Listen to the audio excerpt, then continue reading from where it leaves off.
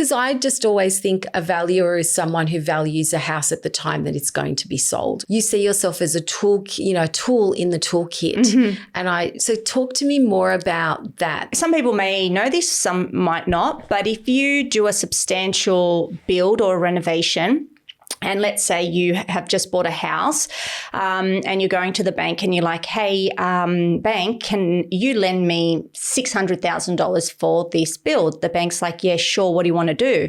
Oh, I want to build an extension and you pull XYZ. Okay, well, do you have your plans? Do you have your schedule of finishes? Do you have your landscape plans? Do you have, XYZ? They take all that information, they give it to a valuer, and then they go to the valuer, hey, based off all this information, what is the home going to be worth at the end? Because we need to know, make sure that they're not over-capitalising, meaning right now the home is worth $2 million. But with these renovations, are they going to get at least 2.9? So then we can secure 2.7 for that $600,000 or $700,000 for the reno. So valuers are constantly valuing our floor plans, our schedule of finishes to tell the bank what the property's worth at the end. It's same as if you bought a vacant lot and you wanted to build a house. So all those house and land packages that you see, and even if you go through like your Clarendon homes and your Masterton homes, right? They provide all those floor plans through the company to the valuer. The valuer tells the bank what it's worth. Then we go out at the slab stage, we release the funds. We go out at the frame stage, we release the funds. So we are there right from the beginning, going out constantly doing progress inspections, upon completion inspections. So having that skill set, I'm able to then work with my clients, reviewing floor plans, really understanding what they want from the home, because it's their home. It's not up to me to say, move that, change that, you'll get more money. And they're like, well, that's crap, because then that defeats the purpose of why I'm doing this. It's not functional for the way we live. For the way we live. Yeah, sure. Okay.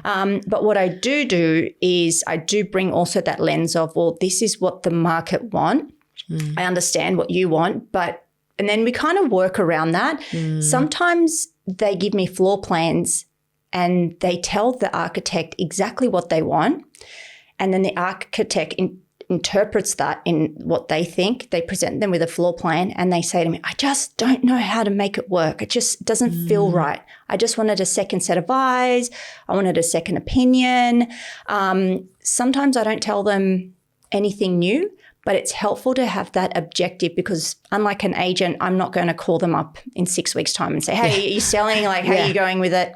You're impartial. Completely. Yeah. And my opinion is always trying to help them understand the market and what is going to add value and not, especially, Linda, for anybody that's listening, if you are doing something for yourself, that's different, okay? I always say sometimes it's okay to over-capitalize. Like, it's for you tell your wives or your husbands or whatever. It's okay. It's okay. Wink, wink.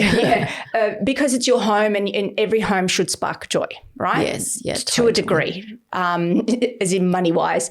But if you're thinking of flipping it, or if you're thinking of it as a development and making money, it's really important to understand that you can easily spend an extra $200,000 on a project, and you're going to get an extra $200,000. So you've just cancelled out that profit.